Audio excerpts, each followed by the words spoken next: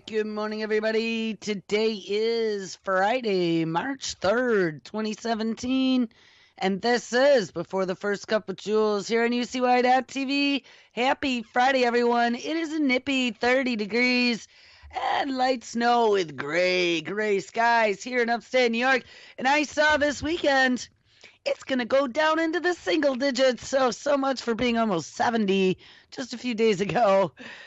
We're going to get a deep freeze again. So, where did I leave off yesterday? We titled the show DARPA, Berkeley, Neural Dust, Electroceuticals, Fitbit implants, and the Internet of Everything. Now, I'm going to tell you guys, the last couple days, we've been doing some hard-hitting topics. We dealt with DARPA, of course, always DARPA. We talked about Google, Eric Schmidt, Jared Cohn, Peter Thiel, SmartDust, Berkeley, and all these mad science projects that are going on. We started to get a few technical issues a few days ago, but I kind of ignored it. I got over all the white screens, but then yesterday my bumper just out of the blue didn't play. I was like, that was odd, but I made it. Well, I got to tell you, yesterday, if this is a coincidence, it's quite a coincidence, because yesterday was the day of forced upgrades for me, and I mean forced upgrades on my phone. It then made my phone not work too well for the whole time I was out getting things done yesterday. And then Skype, and I know that Skype had been trying to force an upgrade over the last few weeks or so. They warned you and warned you and warned you, but I'm really bad at upgrading. And one of the reasons why I don't upgrade on this one machine is because, like I said before, this is the land of bringing the old machines back to life here. I have a Vista machine. Anyone remembers Vista? I bet there's many of you that don't even know what Vista was, because it was pretty short-lived. But I have a Vista machine that was an old work machine. Probably can't do much of anything except, it holds pictures. I have a hard drive full of all my old pictures, family pictures, cat pictures, lots and lots of cat pictures, kid pictures, and run Skype, which I had my microphone connected to on the boom, and I would do my show here every day. So yesterday, Jake from Anti-Media was going to be going live, so I get up and I come out here, it's all cold, and I go to log into Skype to make sure I transfer the phones to him. Well, guess what? Can't get into Skype. Skype tells me I need to upgrade. It will no longer give me access until I upgrade. Well, that led me on. Mind you, this is at 11 o'clock last night. That led me on this machine, a 2.5-hour journey. Yes, I said a 2.5-hour journey to try to get Skype to upgrade. And no matter what I tried, and I spent an hour and a half in the knowledge base for Microsoft, turning on switches and turning off switches in command line, enabling and disabling services, but to no avail. Nothing would work. They'd given me some, I don't know, I'm sure it's because it's a Vista, and they've decided they discontinued all support, but they let me download the upgrade. They just won't let me install the upgrade. And then even worse, I went and uninstalled the old Skype thinking, well, hey, maybe that's why it doesn't work. But now I can't install anything, including the web version. So my broadcast machine that I have used for 5 years that actually got that FBI virus way back in the Orion days, after we said every forbidden word that the TSA was going to use to look for terrorists. Yeah, that machine. And we managed to even bring that one back from the dead after they shut me off and turned off all internet after that quote-unquote virus hit. That machine is no longer capable of doing Skype. I think we need to have a funeral. Like, I am so upset about this. So Microsoft, after 2.5 hours on that machine, took me out. So by that time, it was like 1:30 or so in the morning. And I'm coming to the realization that if I don't get this fixed, I'm not going to be able to do a show tomorrow. So I came over to my other machine where I queue up all my articles and decided, you know what, this machine is probably the newest out of all, so let's just download the upgrade, bite the bullet, and do it. Well, I downloaded the upgrade. 40 minutes sitting, spinning, saying we're doing a quick upgrade. This will only take a minute. 40 minutes later, I decided to hit cancel. What I noticed while the 40 minutes was going on of quote-unquote installing was that my hard drive was being scanned. You know what it sounds like when you're doing an antivirus or whatever, and they're scanning every file. Oh, yes, Microsoft Cyber Patrol, you got a good look-see at 2 of my machines yesterday. So I hit cancel. Then the machine was like real sluggish. Nothing was moving around. I couldn't really click on anything. Any of my browsers were just kind of like real slow. And I happened to look in Task Manager. And there's an SVC host, which if you go into services, there's usually all kinds of things that are tied to that. But and I've seen this a few times before, and I swear to God, they must be taking snapshots of machines when they do this. But it showed like 1.9 gig that was open in this SVC host. It was taking 100% of every bit of memory on my computer. So I killed it. I tried to install the web Skype. The web Skype, even though it allowed me to call UCY, according to UCY, I received no phone calls. So I had to go back again. And by this time it was 2:30 maybe. I finally finished at 4, just so you know. That was when I finally got to go to bed. And I think I should be billing Microsoft for my services because everything was fine until they locked me out of my accounts. So I went back and I attempted the Skype desktop install for the second time on the second computer. This time only took about 10 minutes. I finally got it installed. I got it open. That 1.9 gig file that they were doing who knew what with was all gone, and I was able to get in, and then being very angry and tired, not do anything else except go to sleep. So I don't know why I mentioned that. Yesterday was the day of high levels of frustration. I mean, it was from the moment I woke up. Nothing was easy yesterday. But lots and lots and lots of weirdnesses and lots of forced upgrades. I mean, my cell phone is doing stuff now after those weird things that were happening yesterday, and it kept rebooting in the middle of phone calls, and it was all the graphics would get real big, like all the numbers on the dial pad, and then the phone would turn off, like reboot. And I started noticing I've never, ever, ever, ever, ever had voice activation turned on my phone. And yesterday, time I'm trying to make a phone call, it's trying to do voice activation. Now, the joke is on the phone, if it's still the same, but I set my language as Polish. And no, I no longer speak Polish. I took it in college, but hardest language I ever studied. But yeah, voice activation all of a sudden got turned on somehow on my phone. And this little red icon now in my upper tray that apparently for all these years after voicemails stopped alerting me, voicemails are back on again, so I don't know. They did something weird. So just a warning to everyone. The reason why I'm telling you this is because I am not paranoid. No. I think yesterday was the beginning of something new. You know, we have this toxic language detector that we'd read about. And we have, within the last few days, YouTube has throttled back now on video uploads. So you can only do a few at a time and every half hour or so. Yesterday I tried, after that horrible experience with all those hours with Skype. And mind you, had I not done that, I would have been taking a snow day today. And I was really mad because we have so much stuff lined up on SmartDust, and we're going to get there here in about 5 seconds. I want to continue from where we left off. But I'm just saying, the reason why I'm mentioning all this is because it seems to me like they have put a new phase into place that's getting ready to roll out here.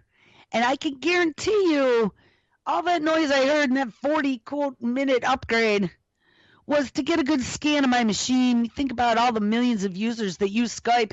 Everyone had to upgrade within the last few days.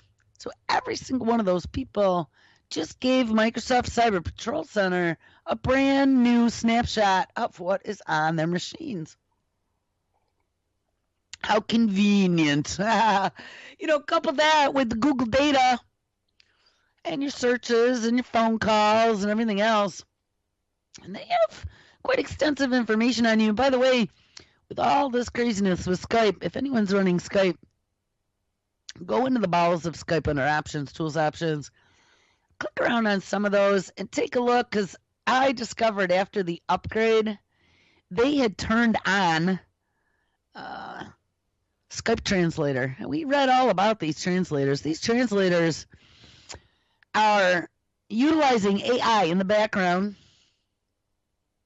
and able to take your language, regardless of whether or not it's grammatically correct, or if you're writing in straight language versus code, puts intelligence against it, and it figures out what you're saying. Doing natural language processing with trying to find, deep learning and trying to find meaning in things that maybe are in the context. So just beware that translation is turned on.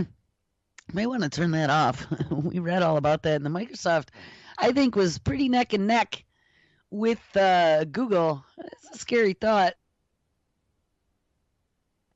I would say actually check all your settings. If your Android got forced, I went to see some friends at the end of the hellish day in the afternoon that I had an invite to go see some friends I hadn't seen since Thanksgiving and stop over for a little bit. So I figured on my way through town, I was passing by anyway, so I'd stop in. And my one guy friend, as I'm bitching because that happened to my phone while I was on my way, my guy friend said that he's like, do you have an Android? Oh, yeah, same thing just happened to me. I got all these updates and they forced them all. So just be aware that I'm pretty certain that there was the next version of spyware has been installed across the matrix. And check your settings. I don't know. I mean, I'm not really sure how to protect ourselves. Maybe one of my friends told me about buying track phones. There's also things such as Snapchat, disappearing messages, but I really don't trust that they really disappear. They probably go to some CIA, Amazon cloud as part of the disappearing act. Wink. Anyway, all right, so let's get to the topic du jour. By the way, I want to thank anyone and everyone who leaves me comments and sends me messages, because I know I'm so busy, guys. There's just not even enough seconds in the day to sleep. It makes me sad because I don't get very much of it. But I try. So I promise I will look at links and I will respond to messages. I really try, guys, but I read every single one of them. Just know that. And I appreciate them as well. All right, so we titled the show yesterday, DARPA, Berkeley, Neural Dust, Electroceuticals, Fitbit implants, and the Internet of Everything. And the reason why these upgrades, these forced upgrades, these screwed up upgrades that are happening to our devices are so important, not only because it's the newest spyware that's installed, and we've talked about places such as Hacking Team working with governments, finding vulnerabilities, getting into the back end to be able to surveil, but we also have talked about Mayhem. It's the Carnegie Mellon AI search and destroy immune system for the internet, which we discovered was deployed quietly in a commercial setting right now.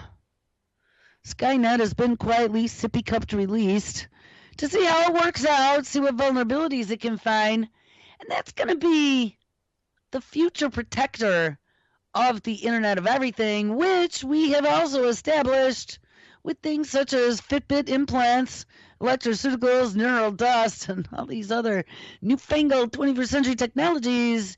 You, me, Nana, Susie, and Jenny are all going to become a part of that Internet of Everything. And as biology and technology merge more and more, they will be giving us forced upgrades that don't quite work out.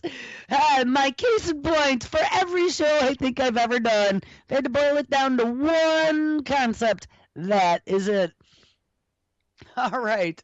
So we ended the show yesterday, and I'm going to tell you, too, anybody who looked at my notes and said, Jewel, I was going through your notes while the show was playing, and you stopped at the Internet of Things being a pit stop to SmartDust. And yes, it's because I had an appointment yesterday and had to get out of here and had an hour drive and still had to shower and everything. So I only got half my notes done.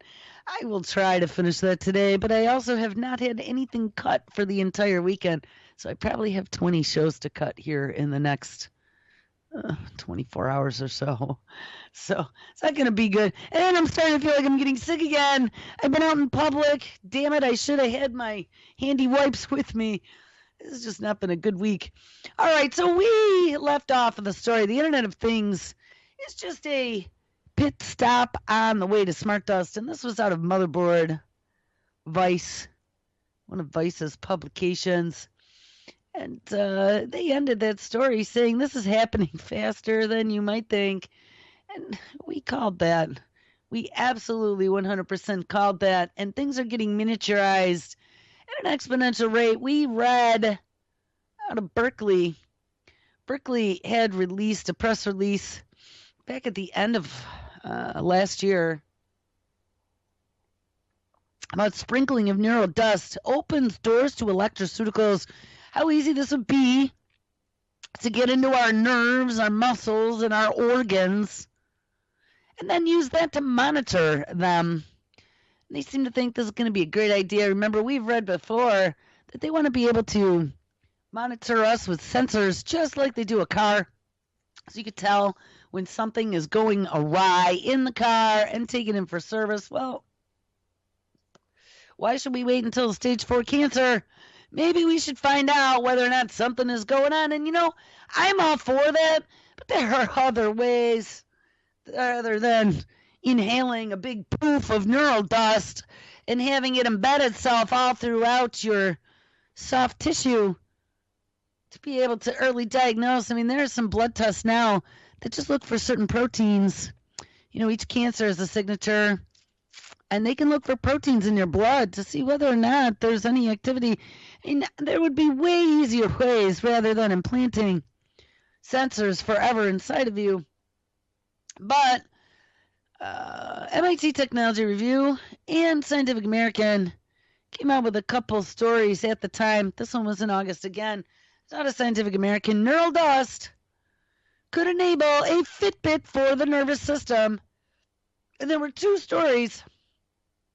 The one out of Berkeley press release, and now this one, that it talked about this being a Fitbit, an implantable Fitbit, but a Fitbit just the same. And remember when we first started talking about wearables and how they tried to now groom us, that we got to be healthy, we got to live forever, longevity, Johnny, you got to run, and it's soon to be running from the drones with the laser weapons and the HD cameras. But for right now, it's all about getting fit.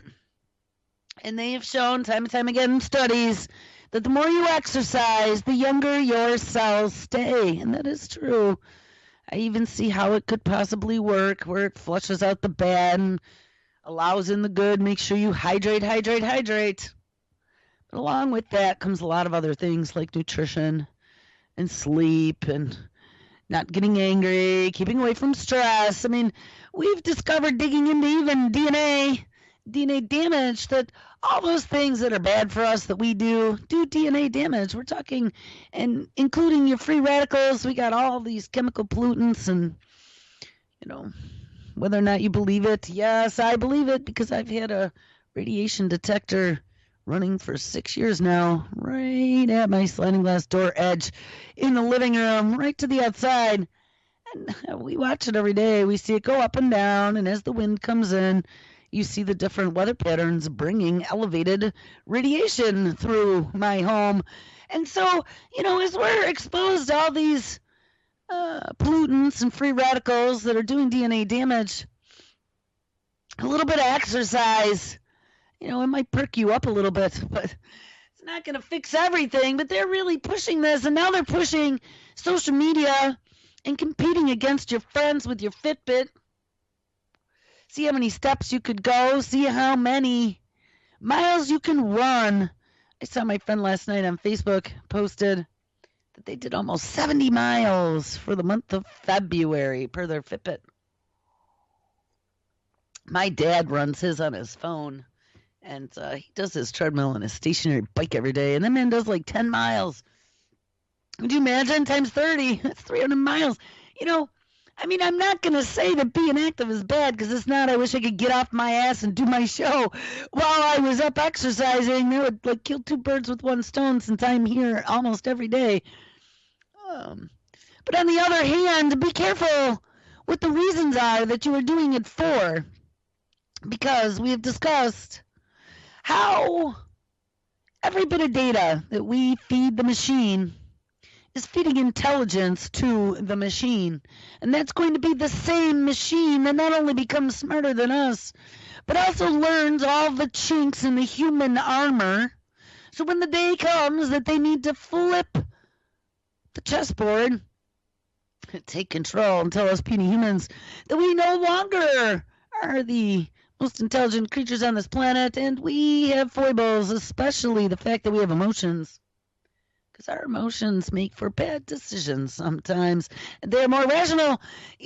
Until that day happens, that data that you're going to feed, and it's beyond Fitbit data, it's any data at all. Like me doing this show is feeding the machine. But any data that you're feeding that machine is going to work against us at some point as a whole. There's this whole collective that is being collected. We are going to be archived, bagged, and tagged. I just saw a story today. We talked about, okay, Joel, get really off topic, because this is not about SmartDust. I know. But I saw a story last night, 4 a.m., while I was trying to wind down. I was already in my pajamas at this point. And I saw a story, an update to the DNA storage. Remember we talked about that? They were able to store a poem, a really long poem, on a strand of DNA. And if they encased it in glass, it had some insane lifespan, like 1 billion years or something. They were like, wow, non-biodegradable storage, unlike, platters or CDs or whatever, that over time you might lose your data. Well, researchers have now been able to store a computer operating system and a short movie on DNA as well. So how does that make you feel? They're utilizing, I joked before that they were going to utilize human DNA to store cat pictures. Well, just about. We put an operating system and a short movie on it. It just makes me very, very, very sad that this is where the world has come to.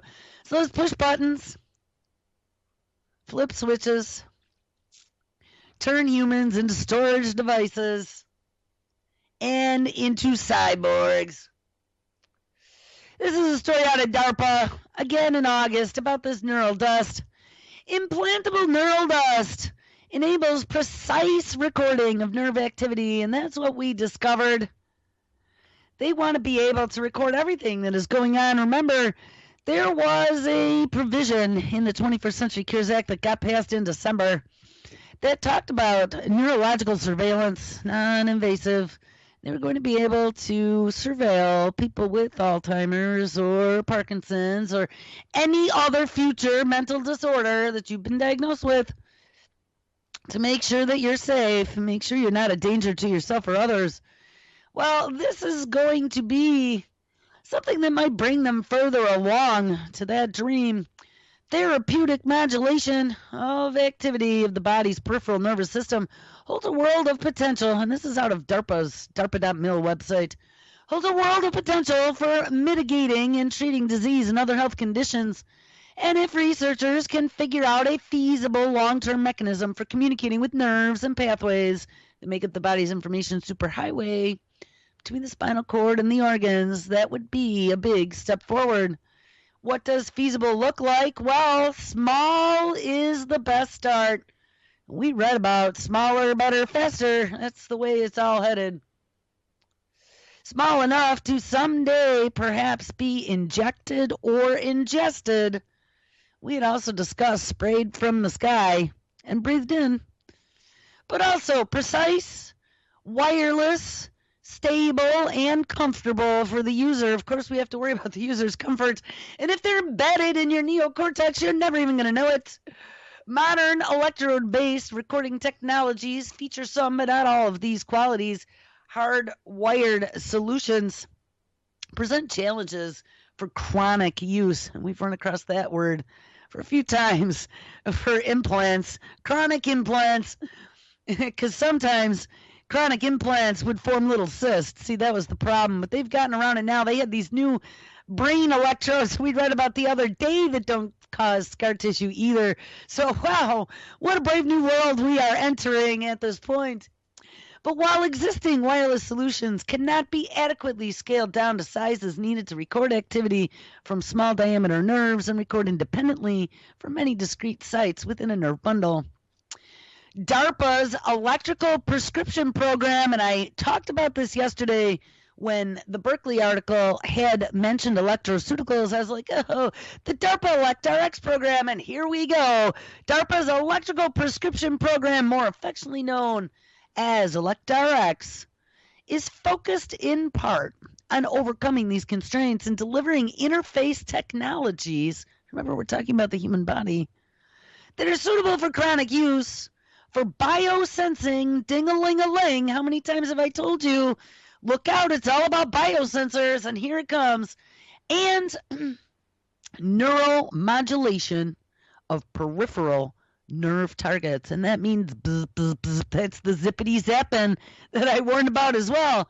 Now, as described in results published today in the journal Neuron, a DARPA-funded research team led by University of California's Berkeley's Department of Electrical and Computer Sciences, Electrical Engineering and Computer Sciences, it's funded by DARPA, has developed a safe millimeter scale wireless device small enough to be implanted in individual nerves, capable of detecting electrical activity of nerves as well as muscles deep within the body that use ultrasound for power coupling and communication. And this is the same implant, the SmartDust implant that we had talked about yesterday, but now this is an announcement on DARPA's page, so it means something. When I see it on DARPA's DARPA.mil site, that means something to me. You can have all the articles written all over in as many papers, even the New York Times. You know, once it hits the New York Times, you know that New York City and the rest of the country has at least seen it in passing. But when it's on DARPA.mil, it means it's real. It means it's got funding. It means this is something they're really working on and they're proud of. And they want you to know about. It means it's something that's probably pretty far along. And we established that yesterday. Since the 90s, I have known about them working on SmartDust in the labs. But this is one step further from SmartDust. This is not for environmental monitoring necessarily.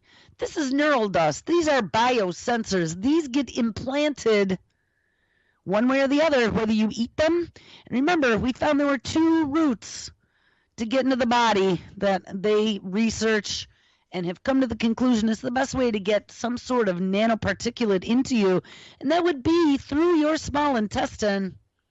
And lots of us have leaky gut syndrome because of the glyphosate and the stress and all the bad gut bacteria that was damaged by the glyphosate in our food, as well as many other things, or through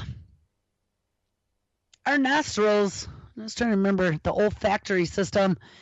And once you get it up your nose, there's a direct route from your nose into and across that blood-brain barrier. And they discovered in doing research for Alzheimer's and other things with nanoparticulates for doing MRIs that ultrasound opens that blood-brain barrier to the brain after inhalation to allow them to pass directly through.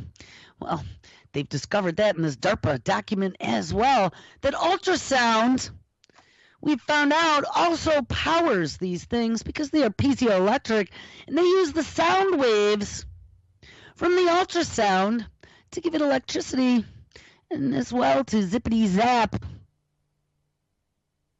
your nerves, whether it be your peripheral nervous system or a vagus nerve or a muscle or a neuron or whatever.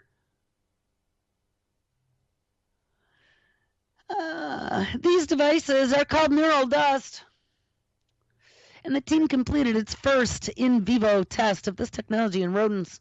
Neural dust represents a radical departure from the traditional approach of utilizing radio waves for wireless communications with implanted devices, says Doug Weber, a DARPA program manager for ElectRX. And remember, we read radio waves do not properly penetrate the body, but ultrasound does. And ultrasound is ubiquitous because we're already using it in lots of healthcare settings. The soft tissues of our body consist mostly of salt water, and sound waves pass freely through these tissues and can be focused with pinpoint accuracy at nerves deep inside of our body, while radio waves cannot. And indeed, this is why sonar is used to image objects in the ocean, while radar is used to detect objects in the air, which I did not realize that. That is pretty damn interesting. Remember, DARPA is the military-industrial complex's black hole, mad science gone mad, technology science center. So anything DARPA is a part of, there's a plan to integrate it into the war machine. That's why this is frightening, people.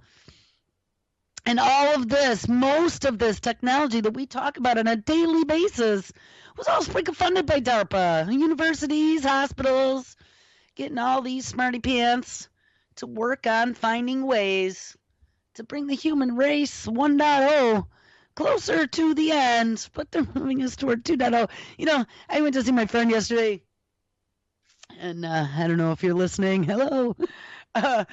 But he spent many years as a super high-end professional services-esque type engineer. That's what he did for a living.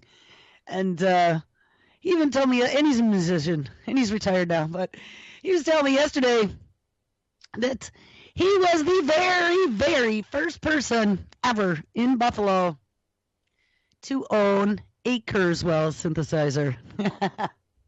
I told him that might actually be enough to get him an interview. I begged him. I'm like, would you please interview? And he's like the alter Kurzweil. He's the good side, super genius. And Kurzweil has kind of gone astray, but maybe we can talk some sense into him.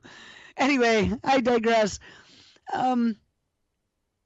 Indeed, this is why sonar is used to image objects in the ocean, while radar is used to detect objects in the air.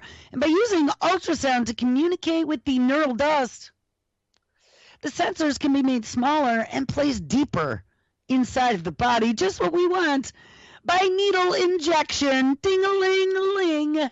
Don't step right up for that newest injection. Or by other non-surgical approaches, unquote. The prototype neural dust motes currently measure 0.8 millimeters by 3 millimeters by 1 millimeter as assembled with commercially available components, which is crazy.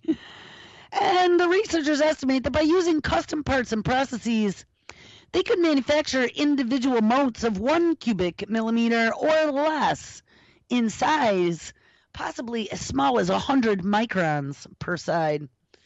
The small size means multiple sensors could be placed near each other to make more precise recordings of nerve activity from many sites within a nerve group. And though their minuscule size is an achievement in and of itself, the dust motes are as impressive for the elegant simplicity of their engineering. Each sensor consists of only 3 main parts: a pair of electrodes to measure nerve signals, a custom transistor to amplify the signal, and a piezoelectric crystal that serves the dual purpose of converting mechanical power to externally generated ultrasound waves and communicating the recorded nerve activity. The neural dust system also includes an external transceiver board that uses ultrasound to power and communicate with the motes by emitting pulses of ultrasonic energy and then listening for reflected pulses. During the testing, the transceiver board was positioned approximately 9 millimeters away from the implant. So they're going to have to extend that reach a little bit if they want this to be remotely controlled. But proof of concept. The piezoelectric crystal is key to the design of neural dust. Pulses of electrosonic energy emitted by the external board affect the crystal, and while some of the pulses are reflected back to the board, others cause the crystal to vibrate. This vibration converts the mechanical power of ultrasound into electrical power, which is supplied then to the dust mote's transistor. And meanwhile, any extracellular voltage change across the mote's two electrode recording mechanisms generated by nerve activity modulates the transistor's gate, which then changes the current flowing between the terminals. And these changes, after the vibration of the crystal, are reflected back with ultrasonic energy. Another benefit of the system is that ultrasound is safe in the human body, or so they say, and ultrasound technologies have long been used for diagnostic and therapeutic purposes. Most existing wireless sensors use electromagnetic energy in the form of radio waves for coupling and communicating, but these systems become inefficient for smaller sensors less than 5 millimeters, and to work at smaller scales, these systems must increase their energy output, and much of that energy gets absorbed by your surrounding tissue. How can that be good for you? You know, we've looked at, and we should look at again soon here in the future, what all these different frequencies are and what the research done has been, because we discovered way back when that there hasn't been a lot of research at all being done about these frequencies that we are bathed in ubiquitously from all of our electronic devices on a daily basis, that are soon going to be more with the advent of 5G in the sky, as well as millimeter wave. And now they're talking about putting little sensors in your body and pounding them with ultrasound, and much of that energy gets absorbed by your surrounding tissue. That cannot be good for reproducing cells. I mean, that's what causes mutation and things of that nature, damage. This isn't good. This is not good. And one of the questions I have, you know, I want to know, and somebody in chat suggested this, and I thought this was a really good idea. We should start tracking what frequency each one of these technologies works at. And we could even make, if anyone's used Google Docs before, I don't use them for anything of any importance, but I do have, like when I work on projects with somebody, or I'm helping somebody work on a construction project or something, and we're coming up with parts lists and pricing. This is one of the things that I did as many years of being an engineer. I was a kick-ass project manager once the job got sold. And project manage is a forte, but we should create just a Google sheet that I give open access to everyone, public. Not a big deal. This is just the one sheet. And we could all go in and start editing. I'll give everyone edit capability as long as you promise not to screw up anything that's there. And we go in and do it as a group collaboration research project to start tracking down, you know, ultrasound and millimeter wave and microwaves, and start finding all these frequencies. And one of these days, actually, I will get onto my personal Facebook and see if I can track him down. Prepper Chick had him on a couple times, and he talked about, he's a radio, a ham radio operator, and by profession he's an engineer, but I actually grew up with him. He was a year or two older than me. I went to school with his brother, Pat. But I'm sure if I say, hey, this is Joel from school, you were on with Prepper Chick, and he'd be like, oh my God, he'll remember me.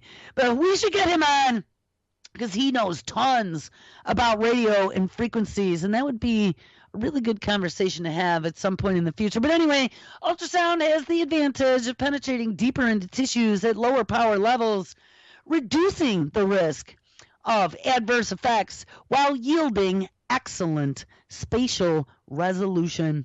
The proof of concept was developed under the first phase of the DARPA ElectRX program, and the research team will now continue to work on further miniaturizing their sensors, ensuring your biocompatibility. Of course, they want to get them into every one of us, increasing the portability of the transceiver board, and then achieving clarity in signal processing while multiple sensors are placed near each other.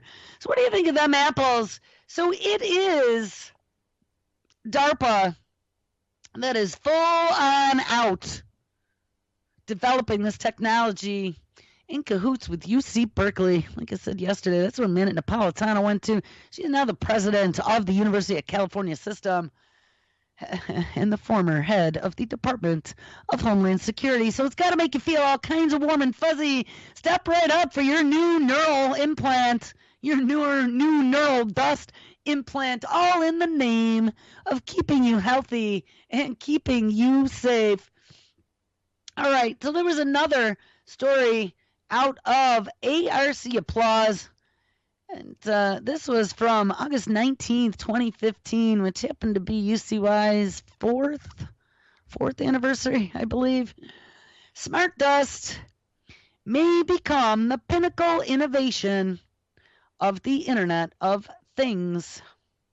Garner still believes that dust will eventually be smart. A cloud of nanoparticles washes through a field. Tiny sensors gather data on variance in air current, moisture, and temperature. The pH balance of the water in the soil is constantly monitored, and the growth rate, health, and sustainability of the crop is continually assessed. Remember yesterday, too, we had read an excerpt out of Motherboard, and they were talking about also tracking bugs and things with these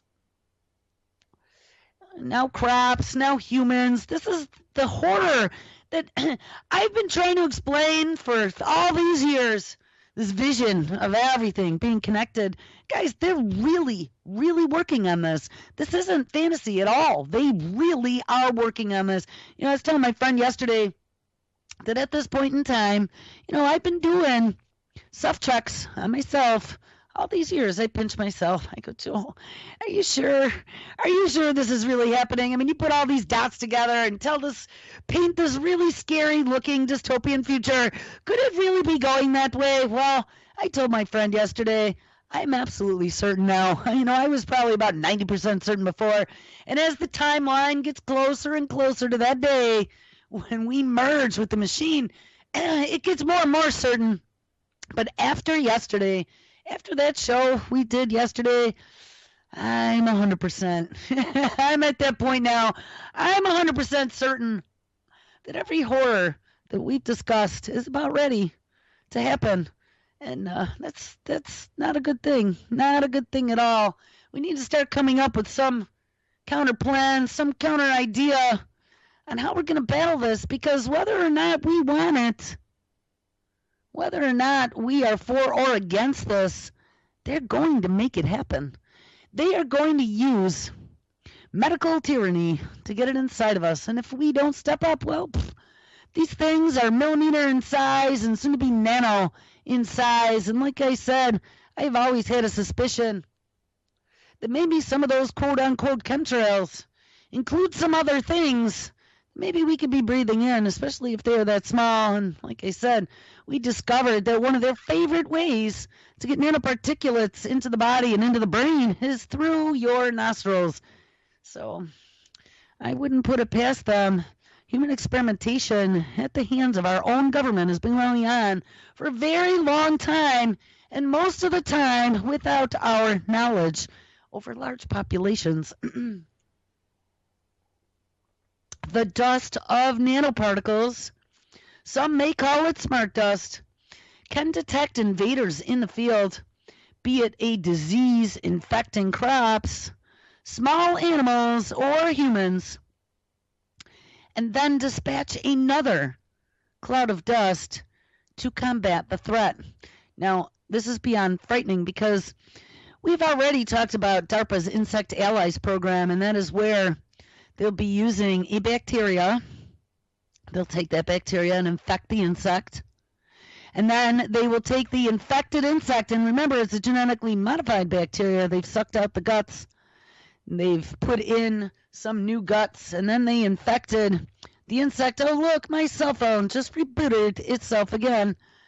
And then they set the bugs free on the crops, and as they munch on the crops, their spittle that is infected with this genetically modified mad science bacteria that DARPA created will then get passed into the DNA of the plant and literally genetically modify the plant while it is growing during a single growing season. And that's all being done in the name of protecting you against bioterror from plant, crop, bioterror, animal bioterror from other countries is how they're selling it.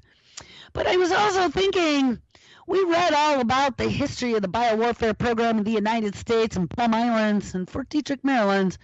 And we've read about how even in 1972, when Nixon inked that agreement to end chemical and biological warfare protection, it never ended. He had maintained that we were going to keep a defensive posture and keep developing vaccines against future pathogens. But one of the bits of research that they were doing at Plum Island for a very long time was entomological biological warfare, and that would be using insects as disease vectors. And we did many, many, many shows on insects as disease vectors when we first started reading about Oxitec and the genetically modified mosquitoes. And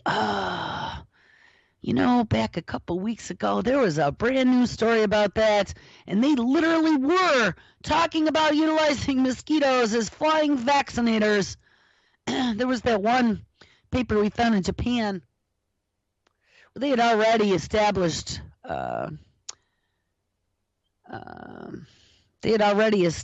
proof of concept utilizing mosquitoes to spread pathogens, good or bad, within the population. But there was a new story on that. I'll have to remember this weekend and see if I can find it. So they can detect invaders in a field, whether they be, I don't know, genetically modified insects that could be used for good or bad to infect or to cure diseased crops or humans. They also can detect small animals in a field. Well, how interestingly, we just read about some of their experiments they're doing on mice, shooting lasers at the mouse's head, turning them into predators whose jaws start chomping down in biting motions. So yes, we'd have small armies of remote-controlled killer rodents that we'll be able to detect as well if we launch nanoparticulate dust all over the field. And we could combat them by just releasing another cloud of dust, and maybe this would be toxic dust this time to combat the threat. I mean, what a horrifying future this world is going to be if this is the type of stuff that we're talking about now as every day. SmartDust may seem like an idea out of science fiction, but the technology behind the concept is very real. In fact, DARPA started doing tests on the concept of SmartDust when, in the early 1990s. Ding-a-ling-a-ling, I told you. Military tacticians could envision SmartDust as some kind of advanced scout in theaters of war. See, like I said, everything is about the war machine from DARPA, not about keeping you safe or healthy. And while the agricultural industry, wink, could also benefit in the scenario described above, because of course we got to come up with other things to spin the sale of us spending all your hard-earned tax dollars on something other than war machine. We can spin it out and use it for commercial purposes, and someone can make an IPO, make bazillions of dollars. SmartDust could measure the health of water supplies as well, so let's make sure we get it in our water, or nuclear facilities, or even large groups of people. And they probably would be considered unruly and have red flag dossiers. Here comes the SmartDust, poop over the protesters. Don't stop sneezing there, Johnny. It opens up that blood-brain barrier.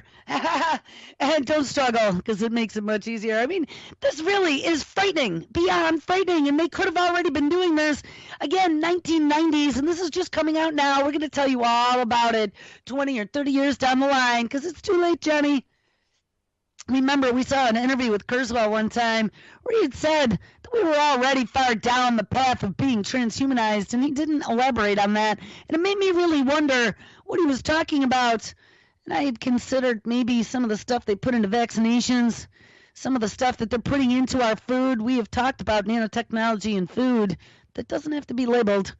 But we forgot about SmartDust. We could have been breathing this in for a very long time as well. SmartDust takes a variety of concepts that are now very familiar to technologists and attempts to shrink them down to a swarm of sensors, and we gotta love swarms, that can perform a variety of tasks. They learned all about swarms at MIT from insects. The current basis for theories of creating SmartDust is built on the idea of MEMS. We've read about MEMS and various types of sensor technology, as well as RFID and laser communication, small cell batteries, and solar energy. And the various shapes or forms that all this technology exists in is not just nano-sized, but those will be necessary to make this dust truly smart. If you think about it, SmartDust would be the technological pinnacle of what we now know is the Internet of Things. And you got to remember, this is the year before they announced the neural dust. We just read now over the last 2 days 2 stories, maybe even 3, about how neural dust is SmartDust, just really super small, that can easily be embedded inside of your soft tissue to biosensor monitor you ubiquitously.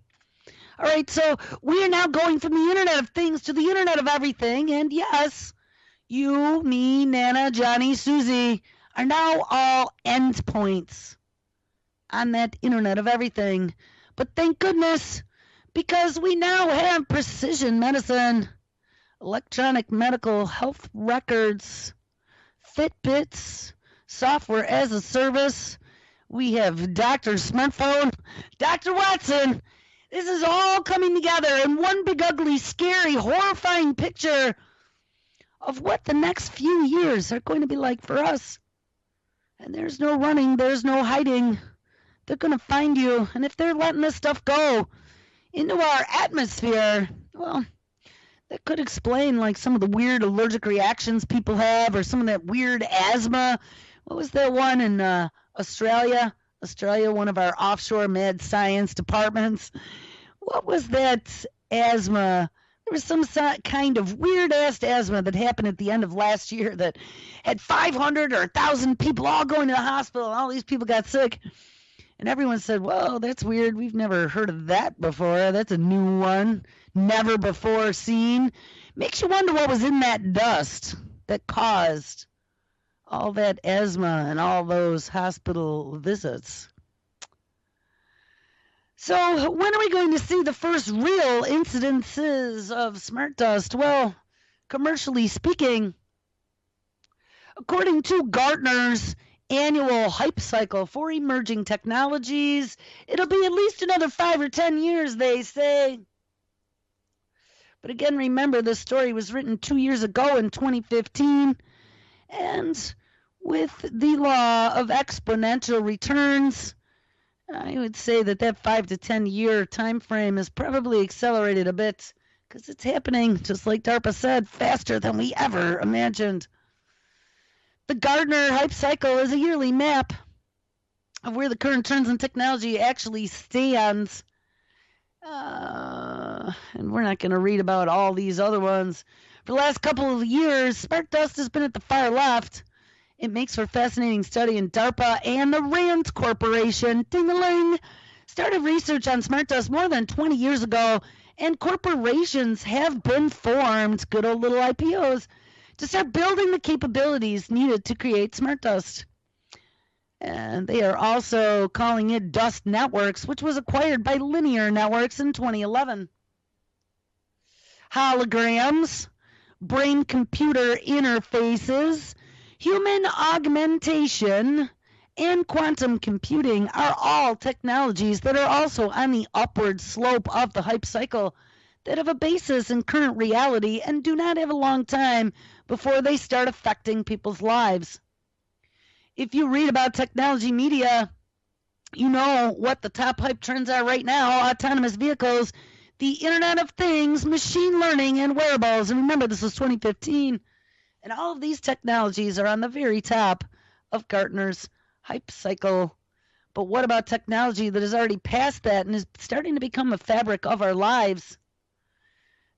People could argue that augmented reality and virtual reality are not really about to wholly change the lives of the masses, but that would be a faulty assumption. And yes, with the advent of 5G, where you can get a terabit per second ubiquitously from the sky, beaming down HD VR right to your eye goggles that are then having a direct connect to your optic nerve into that neocortex, I would say that in the future, that will be the full sucking into the matrix. And maybe you'll even need a nano implant to be able to get it 24/7.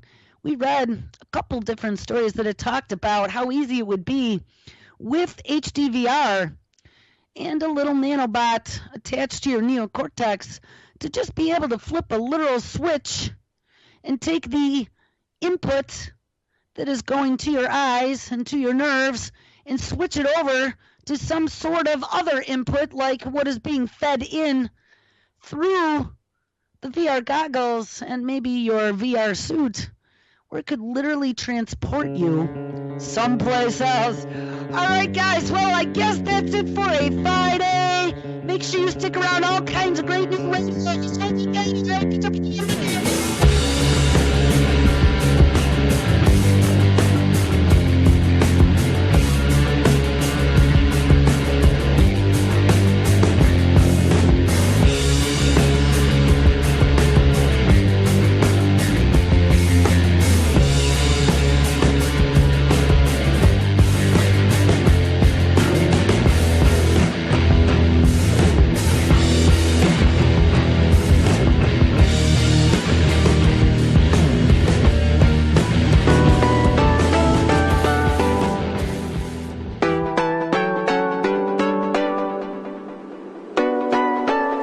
This is Ozzy Skateboard, and you're listening to UCY.